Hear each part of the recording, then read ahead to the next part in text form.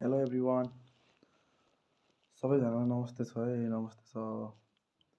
र मेरो चाहिँ यो सबैजनालाई तिनवटा कपिराइट लागेर चाहिँ मेरो स्ट्राइक लागेको थियो, 7 डेजको स्ट्राइक लागेको थियो। त्यही कारणले मैले भिडियो हाल्नु पाइनँ हो।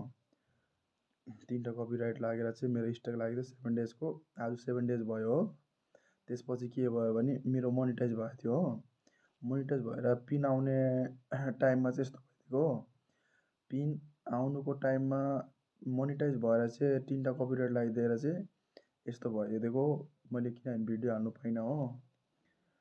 तपाईँहरू चाहिँ यस्तो गल्ती नगरिदिनुहोस् होला हो, किनभने अब मैले त गरेँ हो, तपाईँहरूलाई त्यस्तो नहोस्।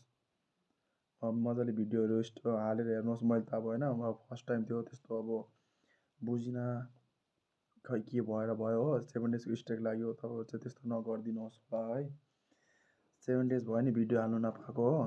एकदम के भन्नु, अब तपाईँलाई थाहै छ युट्युबको सफर कस्तो हुन्छ भनेर।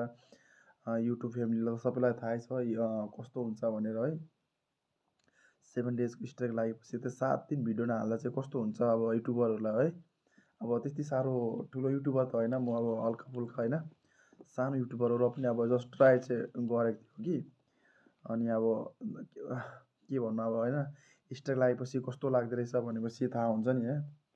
7 दिन भिडियो नहाल्दाखेरि चाहिँ अब आज अब भर्खरै खुलेको छ, जस्ट भर्खर खुलेको कि। अब तपाईँहरू चाहिँ त्यस्तो गल्ती नगरिदिनुहोस् होला है। मेरो चाहिँ 7 दिनको भिडियोहरू छ, त्यति भन्दैमै म यो गर्दैछु कि अलि अब भिडियो हाल्यो भने त्यही हो। अब चाहिँ मजाले हाल्नु पऱ्यो मैले भिडियो हो। मजाले हालेर चाहिँ अब गर्नु पऱ्यो। नभए अब 90 दिनको 90 डेजको यो दिएछ, त्यसमा एउटा कपिराइट लाग्यो भने चाहिँ मलाई अब युट्युबले डिलिट हान्नेछ है। के भन्नु अब एउटा कपिराइट लाग्यो भने चाहिँ मेरो युट्युबबाट मलाई डिलिट गर्नेछ। युट्युबबाट त्यस्तो मेसेज आएको छ है। तपाईँहरू चाहिँ अब त्यस्तो नगरिदिनुहोस् होला। केही भिडियो हाल्नु अगाडि अब होइन कपिराइट आउँछ कि आउँदैन त्यसलाई मजाले गर्नुहोस् होला। 3वटा कपिराइट आएपछि अब 7 डेजको स्ट्राइक पनि लागिरहेछ मलाई है। सबै अब साथीभाइहरूले युट्युब फ्यामिलीले चाहिँ अब केयर गरिदिनुहोस् होला। तपाईँहरू मेरो जस्तै नहोस् तपाईँहरूको, म यही भन्नु चाहन्छु है।